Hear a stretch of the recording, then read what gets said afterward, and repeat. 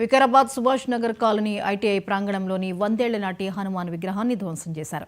గుర్తు తెలియని వ్యక్తులు దేవాలయ ప్రాంగణంలోని హనుమాన్ విగ్రహాన్ని ధ్వంసం చేయడంతో హిందూ సంఘాలు తీవ్ర ఆవేదన చెందుతున్నారు. ఇది కేవలం విగ్రహ ధ్వంసం మాత్రమే కాదు, హిందువుల మనోభావాలను దెబ్బతీయడమేనని హిందూ నాయకులు చిగురుపల్లి రమేష్, సదానందరెడ్డి, శ్రీదేవి, సాయిచరణ్ రెడ్డి ఆరోపించారు. దోషులను గుర్తించి కఠినంగా శిక్షించాలంటూ హిందూ సంఘాలు డిమాండ్ చేస్తున్నాయి. పోలీసులు జిల్లా అధికారులకు వినతి పత్రం అందజేశారు. కల్లోలాలు సృష్టించకుండా ఇలాంటి మతపరమైన చర్యలు ఎక్కడ జరిగినా కూడా వాటిని ఖండిస్తూ ప్రభుత్వం కఠినమైన చర్యలు తీసుకొని, ఇందాక ప్రశాంత్ గారు చెప్పిండ్రు రోహింగ్యాలు చాలామంది మన వికారాబాద్లో కూడా ఉన్నారని. అంటే మనం ఏమనుకుంటున్నాం, ఎక్కడో ఆ బార్డర్లో ఉన్నారు, బంగ్లాదేశ్లో ఉన్నారు, బంగ్లాదేశ్ నుంచి వచ్చి వెస్ట్ బెంగాల్లో ఉన్నారు అనుకుంటున్నాం. కాదు, హైదరాబాద్లో కూడా ఉన్నారు. హైదరాబాద్ నుంచి వికారాబాద్కి కూడా వచ్చారు.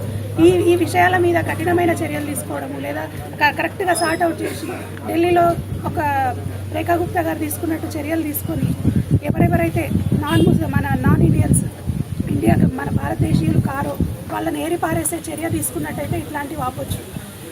వాళ్ళు చేసే దుశ్చర్యల వల్ల ఇక్కడున్న హిందూ ముస్లింల మధ్య చిచ్చులు పెట్టడం, ఇక్కడ ఒక అన్నదమ్ముల్లో ఉండే ఒక వాతావరణాన్ని డిస్టర్బ్ చేయడం అనే ఒక చర్య అనేది ఏమాత్రం సహించలేనిది. ప్రభుత్వాలు దీన్ని కఠినంగా చర్య. జై శ్రీరామ్.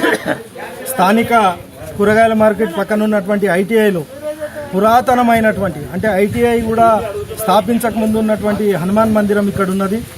ఈ హనుమాన్ మందిరంలో అనేక సంవత్సరాలుగా, వందల సంవత్సరాలుగా ఇక్కడ ఆ హనుమంతుని యొక్క విగ్రహాన్ని పూజిస్తూ ఇక్కడ అనేక రకాలైనటువంటి కార్యక్రమాలు చేస్తున్నటువంటి సుభాష్ నగర్ కాలనీవాసులందరికీ కూడా దాని విషయం తెలుసు. ఈ యొక్క మందిరాన్ని డెవలప్ చేద్దామంటే ముందల్నే రాగి చెట్టు ఉండడం వల్ల వీళ్ళు దాన్ని డెవలప్ చేయడానికి ఇంకా కొంత ఆలస్యమైంది. లేకపోతే దానికి అన్ని రకాలుగా, అంటే తాళం వేయడానికి కానీ, లేకుంటే మిగతా గుడి బందోబస్తు కానీ చేసేటి వాళ్ళే. కానీ ఇక్కడ ఉన్నటువంటి రాగి చెట్టు ఉన్నటువంటి స్థల యొక్క ప్రభావం వల్ల ఇక్కడ డెవలప్మెంట్ చేయలేకపోయినారు.